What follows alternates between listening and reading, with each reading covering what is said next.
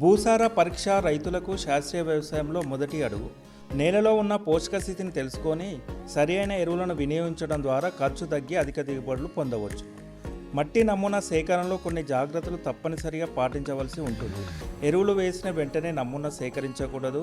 అలాగే చెత్త కుప్పలు, కాలువల పక్కన, చెట్ల కింద, నీరు నిలిచే ప్రదేశం నుంచి మట్టి తీసుకోకూడదు. నమూనా సేకరణకు గడ్డపార, శుభ్రమైన బకెట్ లేదా ప్లాస్టిక్ సంచి అవసరం ఉంటుంది. పొలంలో జిగ్జాగ్ పద్ధతిలో 8 నుంచి 10 ప్రదేశాలను ఎంచుకొని ప్రతి చోట వి ఆకారంలో గుంత తీయాలి.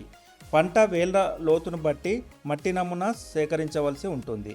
పెసర, మినుములు, కొర్రలు, సామలు వంటి పంటలకైతే 15 సెంటీమీటర్ల లోతు, పత్తి, చెరుకు, కూరగాయ పంటలకైతే 1 అడుగు లోతు గుంత తవ్వాల్సి ఉంటుంది.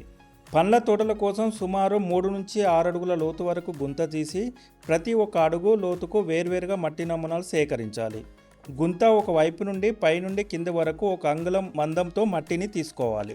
అన్ని ప్రదేశాల నుండి సేకరించిన మట్టిని ఒక చోట వేసి బాగా కలపాలి. తర్వాత ఆ మట్టిని గుండ్రంగా చేసి 4 భాగాలుగా విభజించాలి. ఎదురెదురుగా ఉన్న 2 భాగాలను తీసివేసి మిగిలిన 2 భాగాలను మళ్ళీ కలపాలి. ఇలా అరకిల మట్టి మిగిలే వరకు ఇదే విధానాన్ని కొనసాగించాలి. చివరగా వచ్చిన మట్టిని శుభ్రమైన కవర్లో కానీ సంచిలో నింపి దానిపైన రైతు పేరు, గ్రామము, సర్వే నెంబరు మరియు పంట వివరాలు స్పష్టంగా రాయాలి. అనంతరం సమీప భూసార పరీక్ష కేంద్రానికి పంపించాలి.